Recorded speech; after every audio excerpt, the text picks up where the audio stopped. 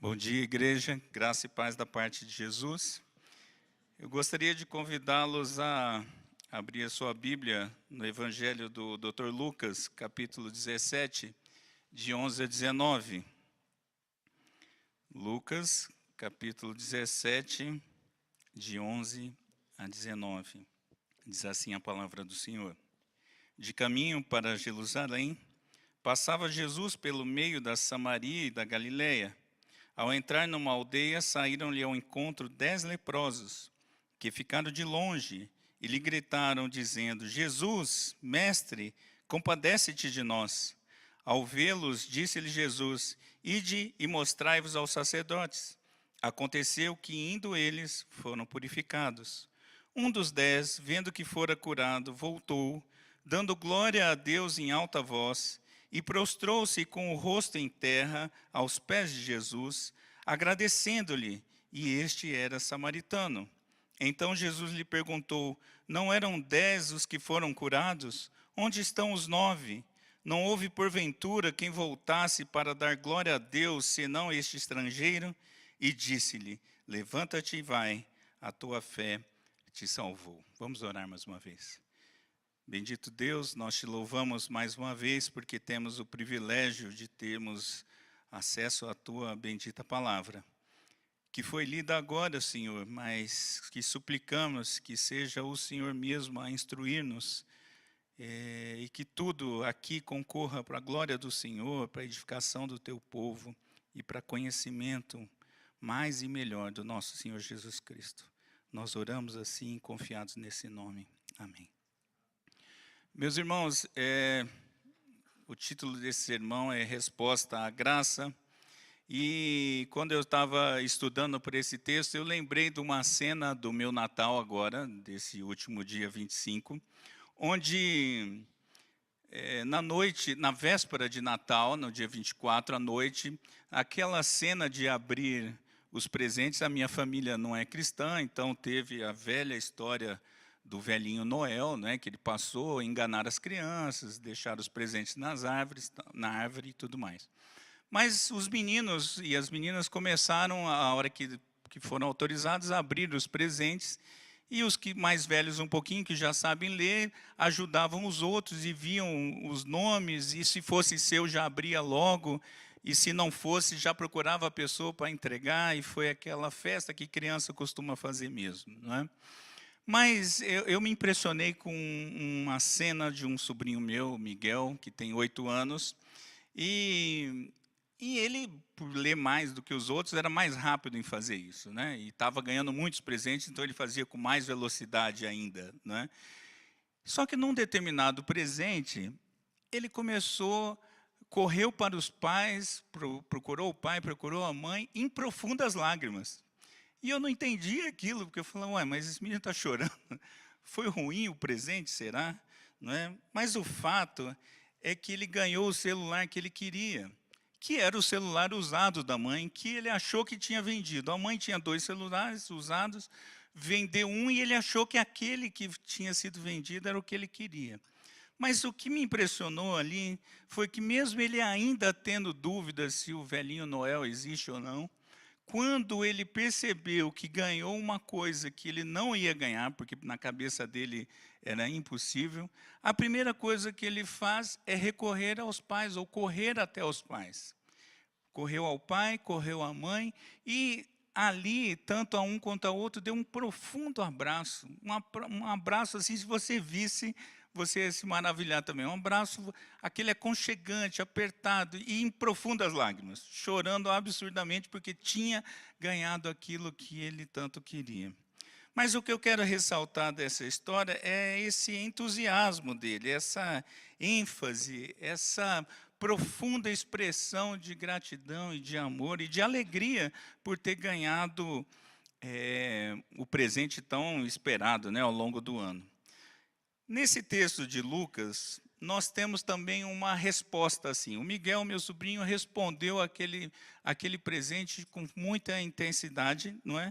Mas nós temos aqui no texto de Lucas uma resposta também muito intensa, porém uma resposta dada à graça de Jesus. E essa resposta foi muito, mas muito mais empolgante, digamos assim, para quem olha de fora e para a pessoa também, para aquele homem, e muito mais intensa do que a que o meu sobrinho teve e que me encantou tanto. E eu queria ver com você, então, nessa manhã, como é essa resposta à graça que nós vemos aqui nesse texto. E ela tem, eu pelo menos percebo 3 atitudes nela. Uma resposta de reconhecimento, uma resposta de humildade e uma resposta de gratidão. E nós vamos ver isso ao longo do texto. Porém, antes de nós chegarmos a esses aspectos, que é o centro desse sermão, nós precisamos entender um pouquinho melhor o contexto onde ele está ali inserido. Vamos acompanhar, eu gostaria que você mantivesse sua Bíblia, o seu aplicativo aberto nesse texto. Vamos ver versículo a versículo e até chegarmos nesse ponto.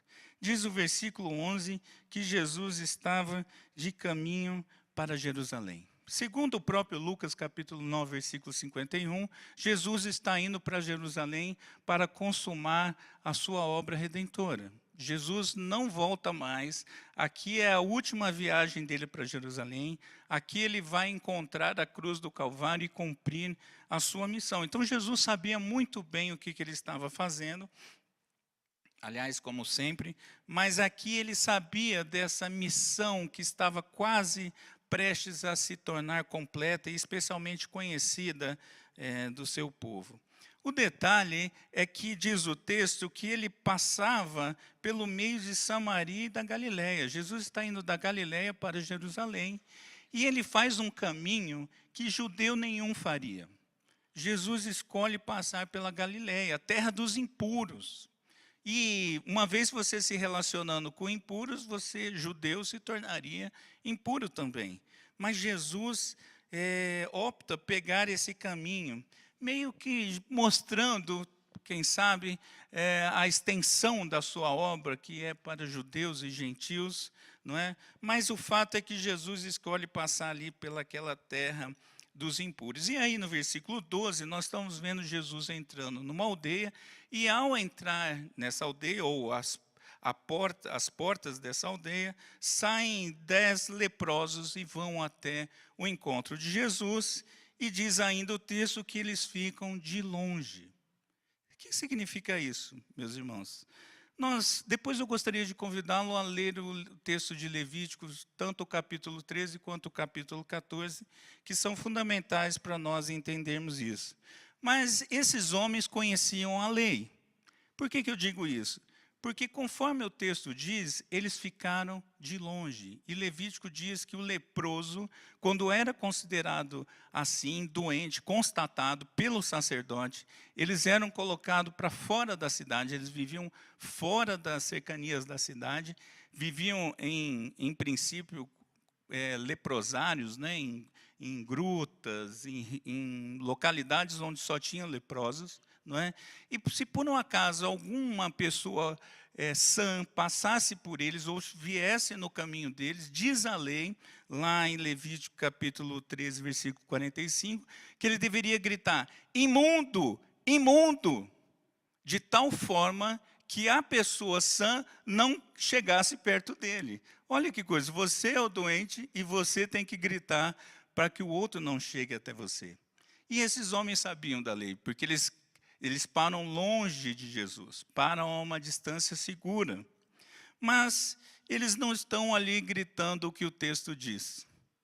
Eles estão num profundo clamor por misericórdia. Diz o texto que eles gritam, e o texto diz ali que eles gritam mesmo. A palavra é essa, gritar.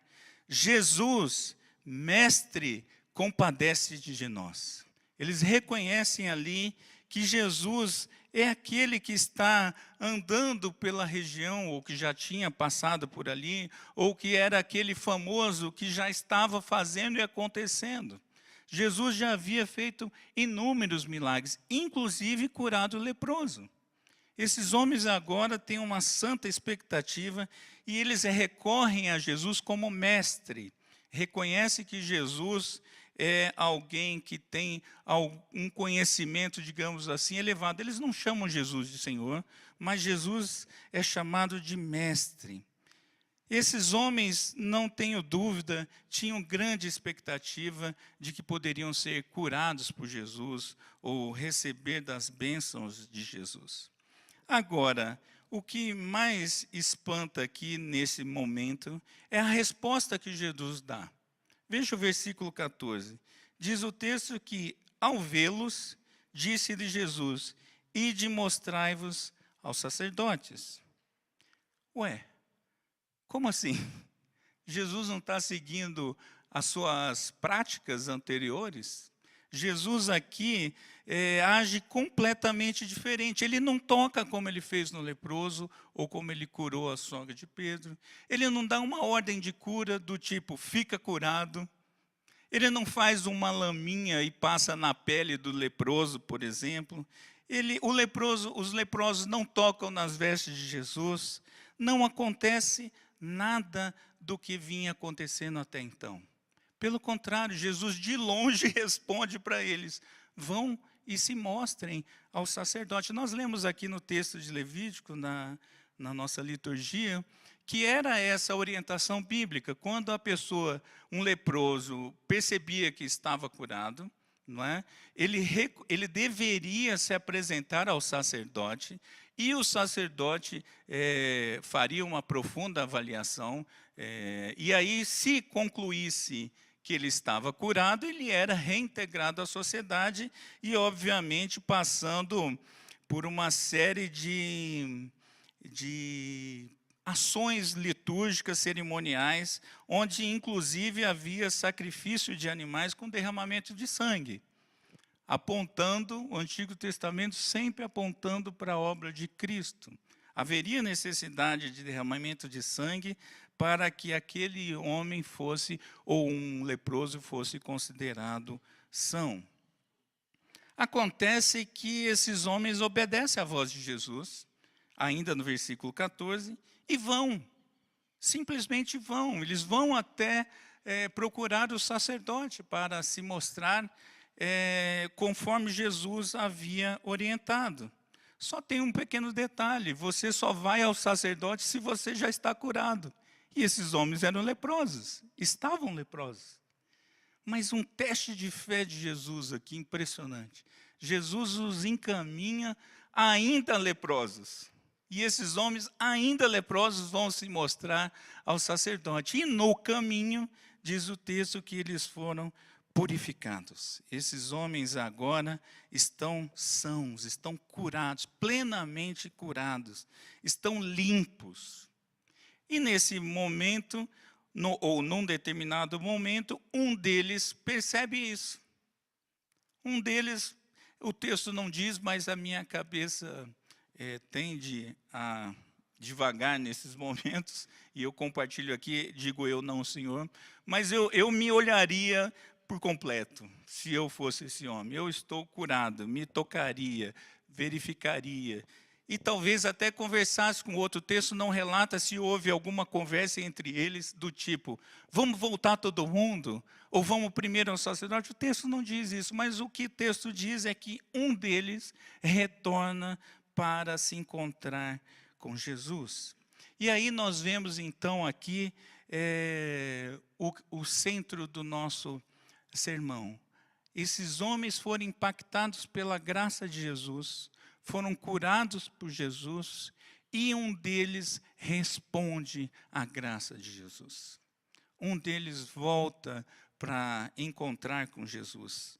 E nessa volta, nós vemos aqui essas três atitudes que esse homem promove em relação à ação graciosa de Jesus. A primeira delas, há uma atitude de reconhecimento. Reconhecimento de que só Deus seria capaz de promover tamanho milagre. Por que eu digo isso? Naquela época, um leproso, ele era considerado um morto-vivo.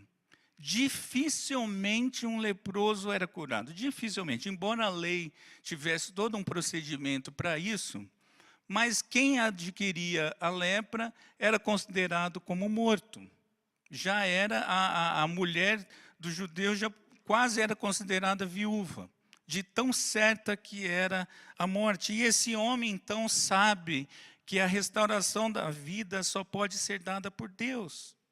Esse homem agora tem a vida de volta restabelecida, a vida plena.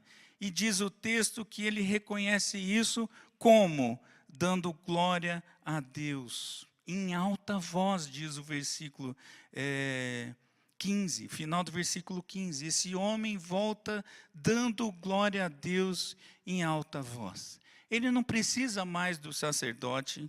Ele tem o próprio Deus encarnado para glorificar. Esse homem agora vai encontrar com Deus encarnado, com o próprio Senhor Jesus.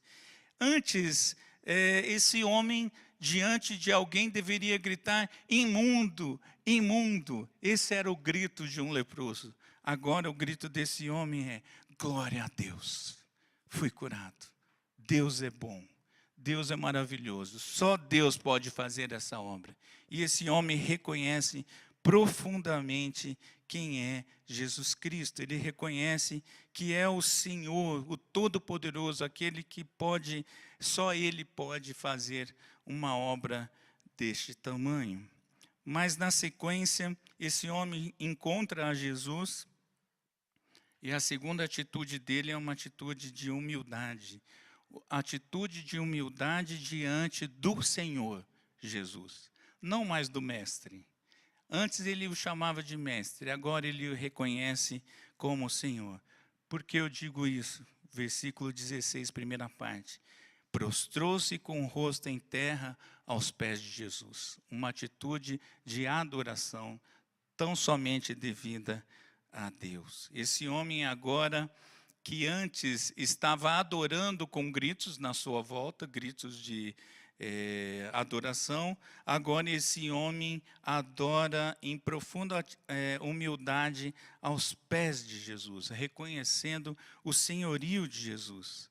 Aquele que antes vivia distante de todos, esse pode passar pelo meio das pessoas tranquilamente e até se prostrar aos pés de Jesus. Esse homem estava limpo e esse homem agora não só reconhece a Deus, mas sabe como se portar diante do Senhor, com profunda humildade. Mas ainda uma terceira atitude em resposta à graça de Deus, que diz o versículo 16 ainda, diz o texto que ele agradecia.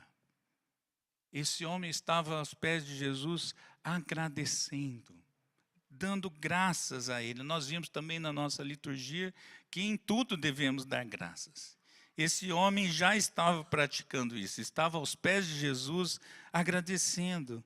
Como lembra o reverendo Hernandes Dias Lopes, a gratidão é a rainha das virtudes.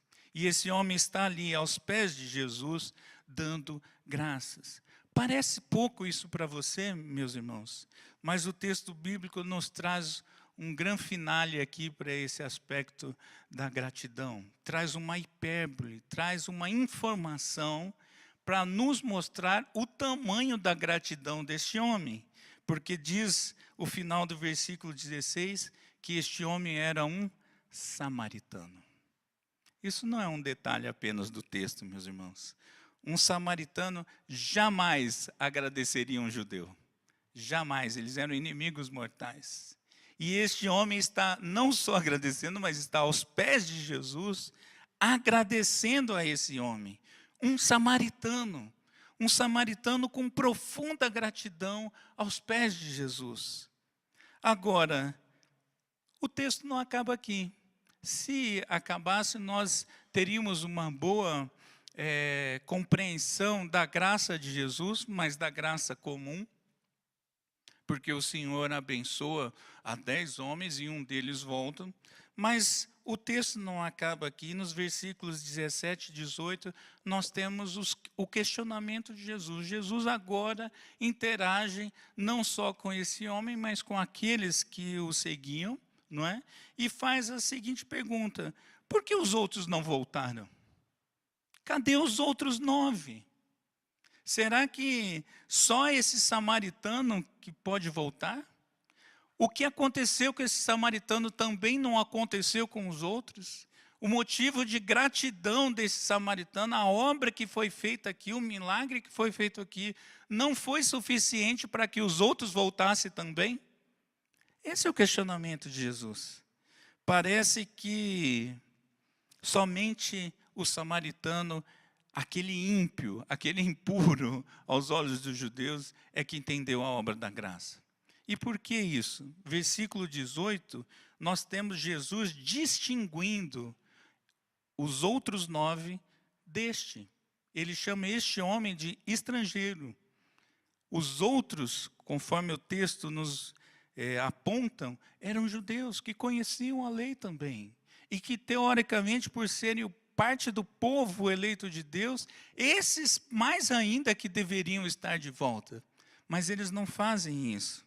Talvez porque a motivação deles estivesse mais relacionada com a lei do que da graça, do que com a graça. Mas aí, no versículo 19, nós temos a demonstração plena, a demonstração completa da graça de Deus. Porque até então, ela não estava totalmente demonstrada. Somente a cura não era uma demonstração da graça absoluta de Deus. Era uma demonstração, sim, do poder de Deus, da graça comum, mas não da obra completa. E aí Jesus disse para esse homem: levanta-te e vai, a tua fé te salvou.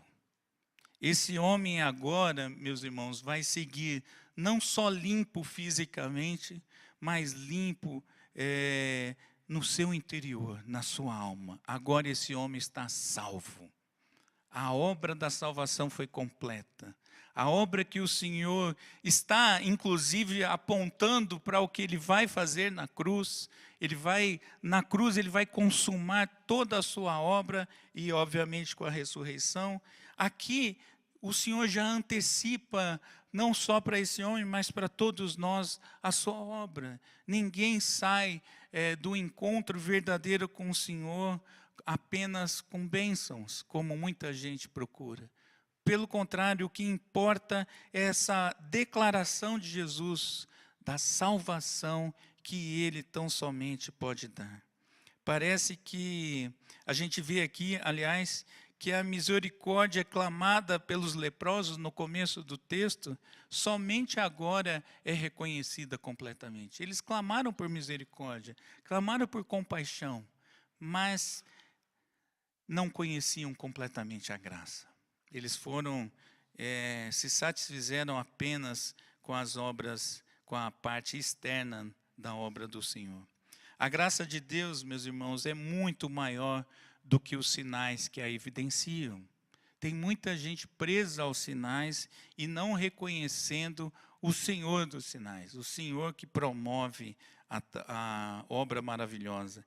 Ela é relacionada primariamente com a salvação que só pertence a Deus. A salvação pertence somente a Deus e essa obra ela é realizada a partir de Cristo tão somente. E nós vemos ainda que esta passagem ela finaliza então com a consumação ou com a demonstração da obra de redenção de Jesus, para a qual ele está caminhando.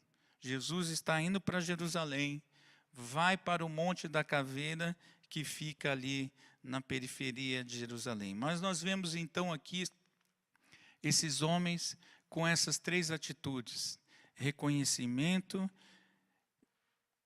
e eu mesmo esqueci, era para você participar nesse momento: reconhecimento, humildade e gratidão. Mas eu não poderia parar aqui. Conversando com Mateus, inclusive, sobre esse texto, nós lembramos de uma questão bastante óbvia. Hoje é o último dia do ano. Como foi, e normalmente, pelo menos na nossa cultura, é um dia de reflexão, de avaliação de como foi o seu ano e de como será o próximo ano. E eu gostaria de ver pelo menos 2 aplicações à luz dessa belíssima passagem das Escrituras Sagradas para a nossa vida.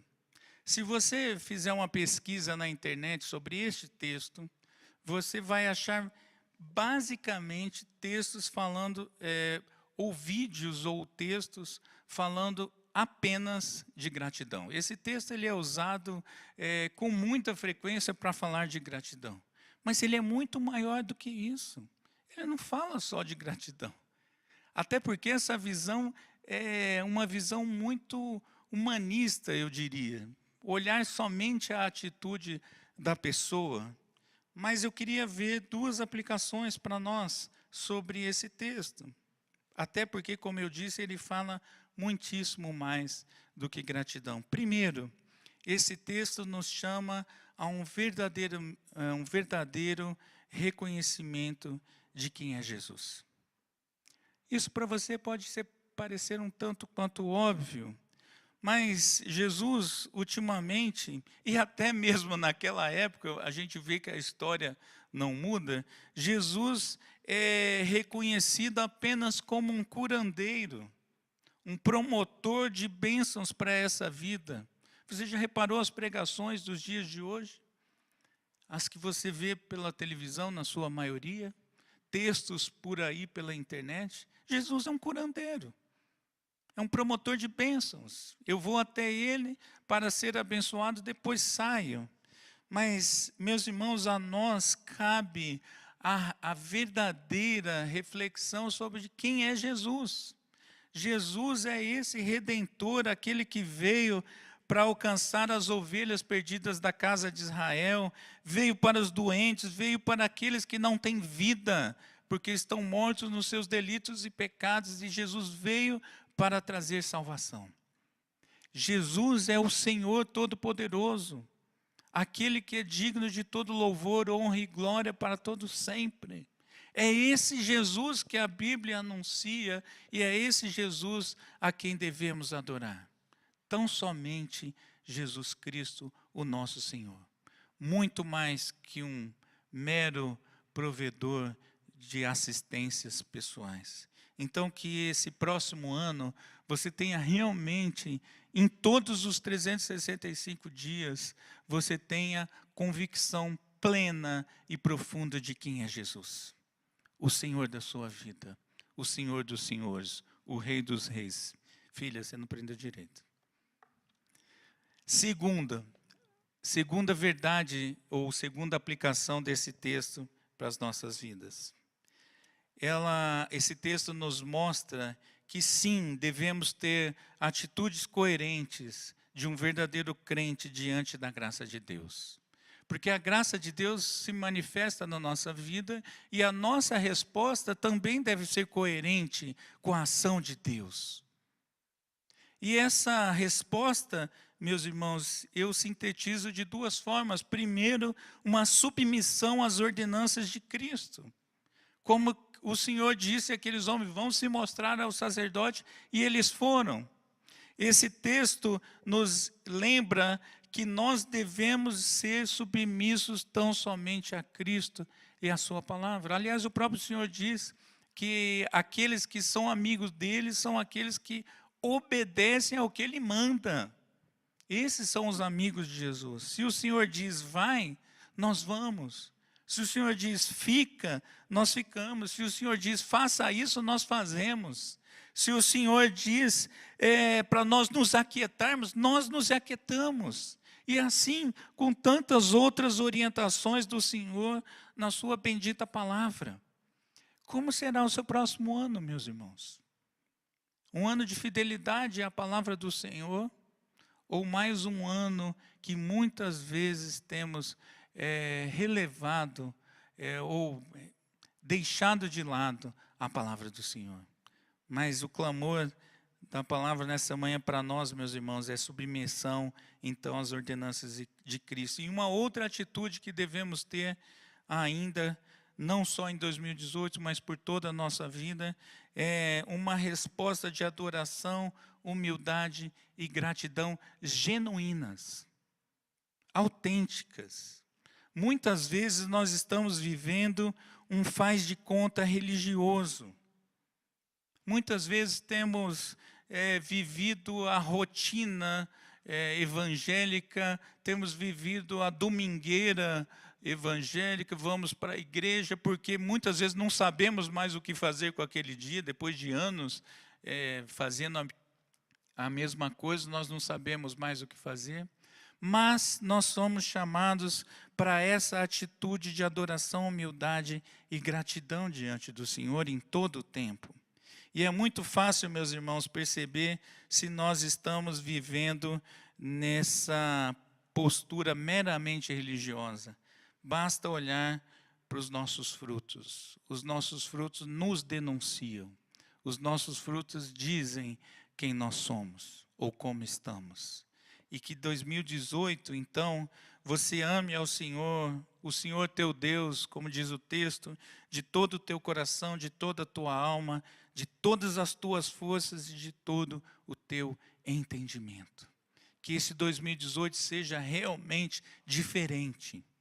Diferente porque você estará aos pés de Jesus. Diferente porque você reconhece e demonstrará isso às pessoas com as suas atitudes, com seus compromissos, com seu dia a dia. Tudo isso deverá concorrer para a glória de Deus.